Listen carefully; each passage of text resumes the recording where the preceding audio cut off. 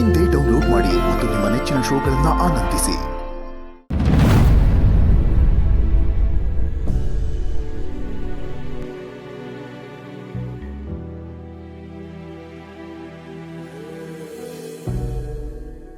ಸುಮಾ,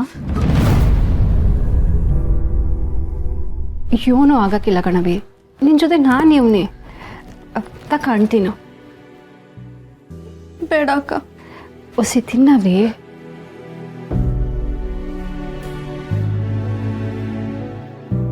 ಒತ್ತಾರೆ ತಿಂಡಿನೂ ಸ್ವಲ್ಪನೇ ತಿಂದಿರೋದು. ಒಂದೆರಡು ಹಣ್ಣು ತಿನ್ನವಿ. ಬೇಡ ಅಕ್ಕ,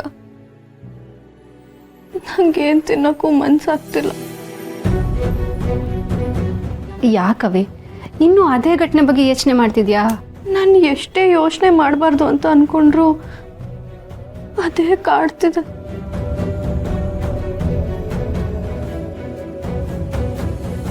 ಸರ್, ನಿನ್ಗೋಸ್ಕರ ತೋಟದಿಂದ ಎಳ್ನೀರು ತಂದಿದ್ದೀನಿ. ನಂಗೆ ಬೇಡ ಅಂದ್ರೂ ನೀವಿಬ್ರು ಯಾಕೆ ಹೀಗೆ ಬಲವಂತ ಮಾಡ್ತಿದ್ದೀರಾ?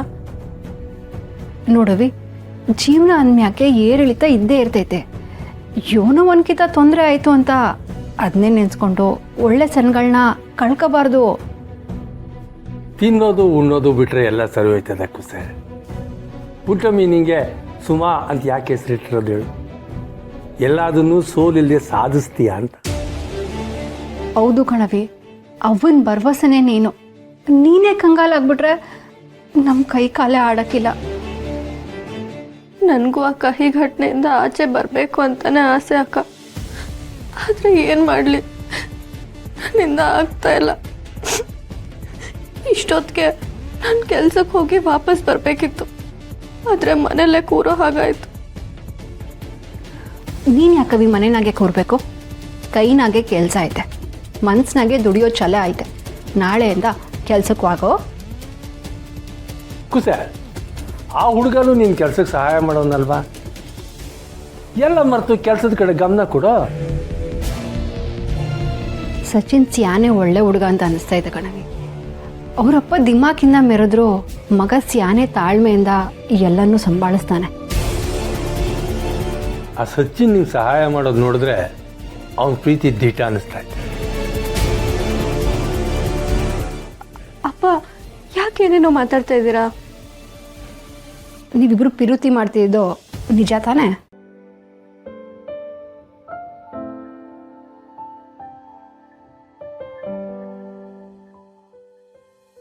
ನೀನು ಕಾಣೆ ಆದಾಗ ನಮ್ಗೆಲ್ಲ ಸತ್ಯನೂ ಗೊತ್ತಾಯ್ತು ಕಣೆ.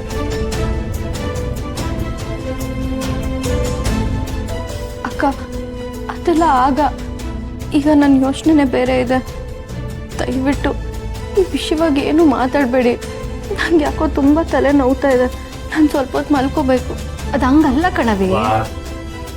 ಕೂಸಿಗೆ ತಲೆ ನೋಯ್ತು, ಆರಾಮ ಮಾಡಲಿ, ಆಮೇಲೆ ಮಾತಾಡಮ್ಮ. ಸರಿ ಕಣವಿ, ನೀನು ವಿಶ್ರಾಂತಿ ತಗೋ. ಆದರೆ ಒಂದು ಗೆಪ್ತಿಗಿಟ್ಕೋ, ನೀನು ಅಂಜಿಕೆ ನಿನ್ನ ಗುರಿನ ಹಾಳು ಮಾಡಬಾರ್ದು. ನಮ್ಮ ಸುಮಾ ಯಾವತ್ತೂ ಸೋಲ್ಬಾರ್ದು. ನಿನ್ನ ಕನ್ಸು ಕಡೆ ಗಮನ ಕೊಡೋ.